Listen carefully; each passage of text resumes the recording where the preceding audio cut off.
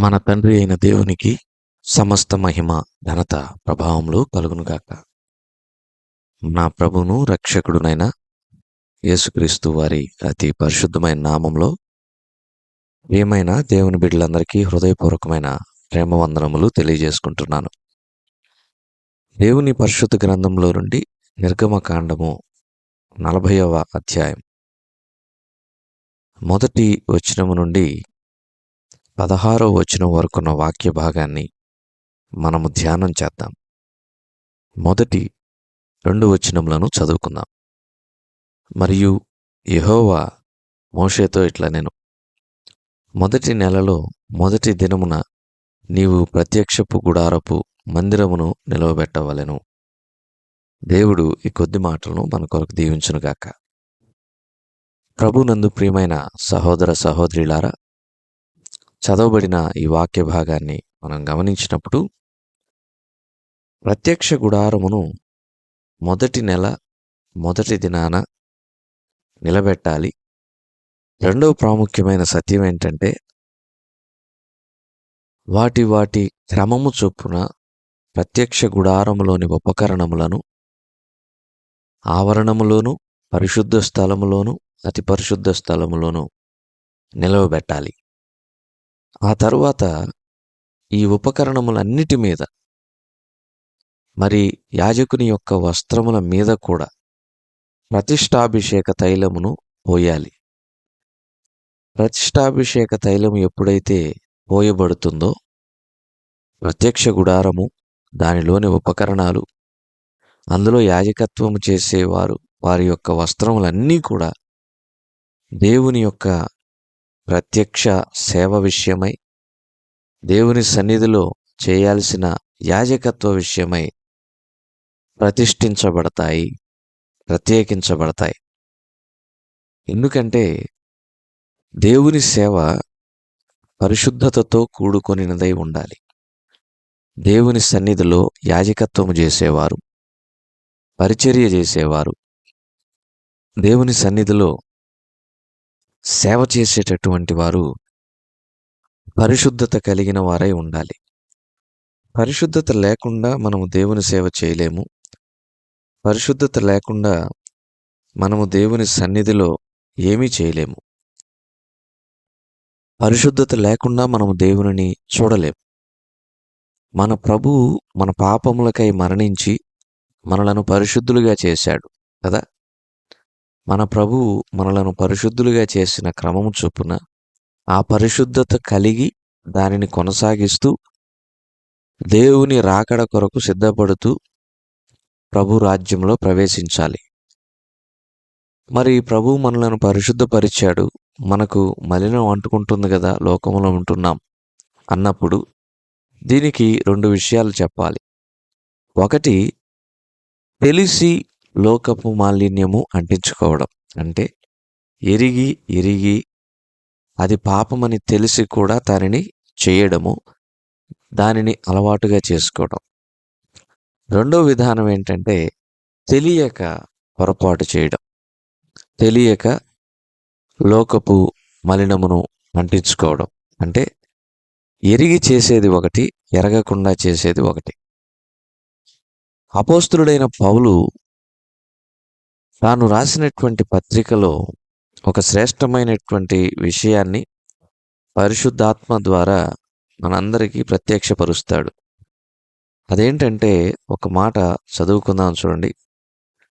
అపోస్తలుడైనటువంటి పౌలు తిమోతికు రాసిన మొదటి పత్రిక 1వ అధ్యాయం 12-13 వచనములు కలిసి ఉంటాయి. చివరి భాగం చదువుతాను. తెలియక అవిశ్వాసము వలన చేసితిని గనుక కనికరింపబడితిని. నేను తెలియక చేశాను కాబట్టి కనికరించబడుతూ ఉన్నాను. తెలియక అవిశ్వాసం వలన చేశాను కాబట్టి కనికరించబడుతూ ఉన్నాను.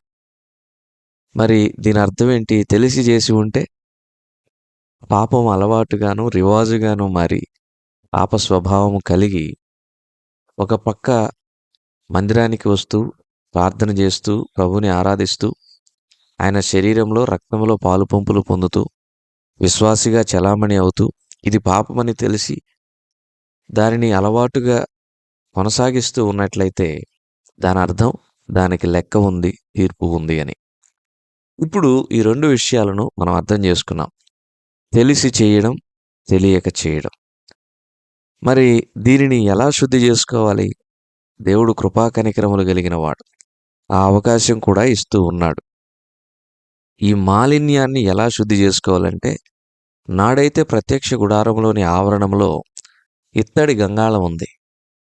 యాజకుడు తన యొక్క చేతులను శుభ్రం చేసుకోవడానికి ఇత్తడి గంగాళములో నీళ్లు ఉండేవి. ఈ మలినం అంటుకున్నా, తీసుకొని వచ్చినటువంటి బలిలో ఏమైనా అపవిత్రత ఉన్నా, యాజకుడు ఆ నీటి ద్వారా తన్ను తాను శుద్ధి చేసుకోగలడు. మరి ఇప్పుడు క్రొత్త నిబంధనలో ప్రత్యక్ష గుడారము లేదు, ఇత్తడి గంగాళము లేదు. అప్పుడు అర్పించినట్లుగా దహన బలి, సమాధాన బలి, కృతజ్ఞతా బలి, అపరాధ పరిహారార్థ బలి, పాప పరిహారార్థ బలి, ఈ బలులేవీ కూడా లేవు. మరి ఇప్పుడు ఏమున్నాయి? యాజకుడు తనను తాను శుద్ధి చేసుకోవడానికంటే జీవము కలిగిన దేవుని వాక్యము ఉన్నది. 119వ కీర్తన 9వ చరణంలో భక్తుడైన కీర్తనాకారుడైన దావీదు ఏమంటున్నాడంటే, యవ్వనులు దేని చేత తమనర్థ శుద్ధిపరుచుకుందరు? నీ వాక్యమును బట్టి దానిని జాగ్రత్తగా చూసుకొనుట చేతనే కదా. వాక్యము ద్వారా మనల్ని మనం శుద్ధి చేసుకోవాలి. వాక్యము ద్వారా మనల్ని మనం శుద్ధి చేసుకునే అవకాశం ప్రభువు ఇచ్చాడు. మరి ప్రియమైన సహోదరుడా, సహోదరి, నాడు ప్రత్యక్ష గుడారము, దాని ఆవరణములోని ఉపకరణాలు, పరిశుద్ధ స్థలంలోని ఉపకరణాలు, అతి పరిశుద్ధ స్థలంలోని ఉపకరణములు, యాజకత్వము చేసేవారు, యాజకత్వము చేసేటివారు ధరించే వస్త్రాలు, ఇవన్నీ కూడా ఎలా దేవుని సేవకై, యాజకత్వమునకై ప్రతిష్ఠించబడుతూ ఉన్నాయి, ప్రత్యేకించబడుతూ ఉన్నాయంటే, వాటన్నిటి మీద ప్రతిష్టాభిషేక తైలము పోయుట వలన, వాటన్నిటి మీద ప్రతిష్టాభిషేక తైలము పోయుట ద్వారా అవి ప్రతిష్ఠించబడుతున్నాయి, ప్రత్యేకించబడుతున్నాయి, పరిశుద్ధపరచబడుతున్నాయి. దేవుని సేవకు, యాజకత్వానికి అవి యోగ్యతను, అర్హతను సంతరించుకుంటున్నాయి. మరి మనము నేడు దేవుని మందిరములో యాజకత్వము సేవ చేయటానికి ప్రభువైన యేసుక్రీస్తు వారి యొక్క రక్తము చేత విమోచించబడి కడగబడ్డాం. ఈ క్రమంలో మనం పరిశుద్ధపరచబడ్డాం.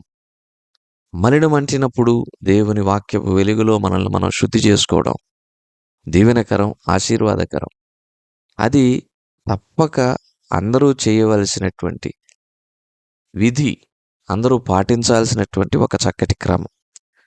ఈ క్రమంలో ప్రభునందు ప్రియమైన వారులారా, ప్రత్యక్ష గుడారము, అందులోని ఉపకరణములు, ఈ ప్రతిష్టాభిషేక తైలము ప్రోక్షింపబడుట ద్వారా పరిశుద్ధపరచబడతాయి, ప్రతిష్ఠించబడతాయి, ప్రత్యేకించబడతాయి. రెండవది ఏంటంటే, ఆవరణములోని ఉపకరణాలు, పరిశుద్ధ స్థలంలోని ఉపకరణాలు, అతి పరిశుద్ధ స్థలంలోని ఉపకరణాలు. మరొకసారి జ్ఞాపకం చేస్తాను. ఆవరణంలో ఇత్తడి బలిపీఠము, ఇత్తడి గంగాళము, వాటి తాలూకా పాత్రలు, గరిటెలు ఇవన్నీ కూడా ఉంటాయి. ఆ తర్వాత పరిశుద్ధ స్థలంలో 3 ఉపకరణాలు. 1 సన్నిధి రొట్టెల బల్ల, 2 సువర్ణ దీప వృక్షము, 3 సువర్ణ ధూపవేదిక. మరలా చెప్తున్నాను, సువర్ణ దీపస్తంభం, సువర్ణ ధూపవేదిక, సన్నిధి రొట్టెల బల్ల. ఇవన్నీ కూడా మేలిమి బంగారుతో చేయాలి. తుమ్మకర్రకు మేలిమి బంగారు పొదిగించి ఈ ఉపకరణాలు తయారు చేయాలి.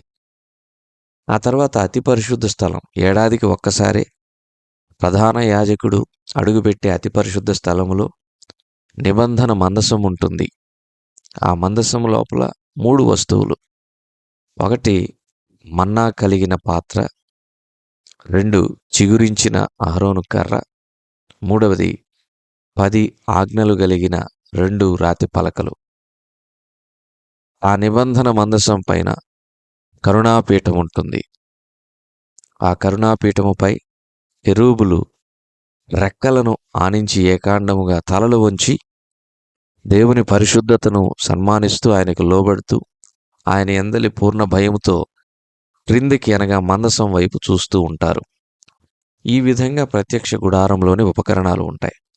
అయితే అవి ఎలా ప్రత్యక్ష గుడారంలో చేర్చబడాలి, how we have to position them అని మనం లేఖనానుసారంగా చూసినప్పుడు అవి ఎలా ఉండాలంటే, ఒక మాట దేవుని యొక్క వాక్యంలో రాయబడింది. ఆ మాటను మనం చదువుకుందాం.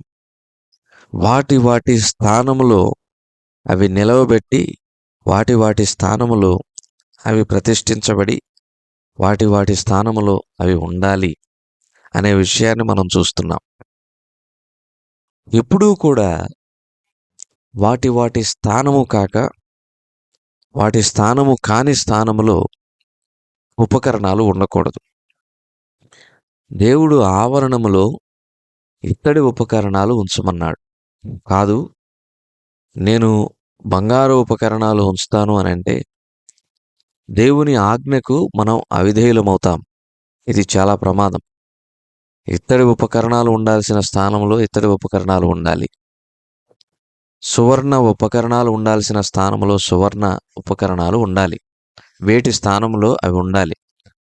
స్థానము తప్పకూడదు, స్థానము మారకూడదు. మరి క్రొత్త నిబంధనలో దేవుడు ఏం చెప్తున్నాడంటే, చూద్దాం చూడండి ఒక శ్రేష్టమైన మాట. 1 కొరింథీ 7:24. 1 కొరింథీ 7:24. సహోదరులారా, ప్రతి మనుష్యుడును ఏ స్థితిలో పిలువబడునో ఆ స్థితిలోనే దేవునితో సహవాసము కలిగి ఉండవలెను. మనం ఏ స్థితిలో పిలువబడ్డామో ఆ స్థితిలో ఉండాలి. ఇంకొక మాట 1 కొరింథీ 7:20. ప్రతి వాడు ఏ స్థితిలో పిలువబడినో ఆ స్థితిలోనే ఉండవలెను. దాసుడువై ఉండగా పిలువబడితివా, చింతపడవద్దు గాని స్వతంత్రుడు వగుటకు శక్తి కలిగిన ఎడల స్వతంత్రుడు వగుట మరి మంచిది. ప్రభునందు పిలువబడిన దాసుడు ప్రభు వలన స్వాతంత్ర్యము పొందినవాడు. ఆ ప్రకారమే స్వతంత్రుడై ఉండి పిలువబడినవాడు క్రీస్తు దాసుడు. మనము ఏ స్థితిలో పిలువబడ్డామో, ఏ పొజిషన్లో పిలువబడ్డామో, ఎక్కడ పిలువబడ్డామో, ఏ స్థానంలో నియమించబడ్డామో అందులో మనము నిలిచి సంతృప్తి కలిగి ఆ స్థానానికి న్యాయం చేయాలని దేవుని వాక్యం సెలవిస్తుంది. అలాగైతే ప్రభునందు ప్రియమైన సహోదర సహోదరులారా, ఒక శ్రేష్టమైన సత్యం మన ముందు ఉంది. ఈ రోజున మందిరములో మనము పరిచారకులంగా ఉన్నామా, వాక్య పరిచారకులంగా ఉన్నామా, సంఘ పెద్దలుగా ఉన్నామా, సేవకులంగా కొనసాగుతూ ఉన్నామా, లేదంటే సెక్షనల్గా ఉంటూ ఉన్నామా? దేవుడు మనకు ఏ పరిచర్యను నియమించాడో ఆ స్థానములో మనము నిలిచి దానికి న్యాయము చేసి అప్పుడు ప్రమోట్ అవ్వాలి. అంతేగాని నేను ఇంత అనుభవం, ఇంత సీనియర్నై ఉంటే నాకు ఇలాంటి చిన్న స్థానం ఇస్తారా, పెద్ద స్థానం ఇస్తారా అనుకోవద్దు. దేహములో చెయ్యి పని చెయ్యి చేస్తుంది, వేలు పని వేలు చేస్తుంది, ముక్కు పని ముక్కు పని చేస్తుంది, కళ్ళు తన పని తాను చేస్తాయి. మరి మందిరంలో మనం కూడా ఏ అవయవమై ఉన్నామో మనకు తెలియదు. దేవుడిచ్చిన ఆ స్థానాన్ని బట్టి ఆయన మహింపరుస్తూ దానికి న్యాయం చేయాలి.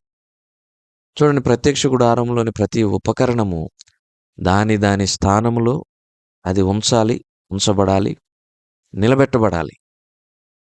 దాని స్థానంలో అది ఉంచి ప్రతిష్ఠించబడాలి. ప్రతిష్టాభిషేక తైలము చేత ప్రోక్షించబడాలి. అది పరిశుద్ధపరచబడాలి.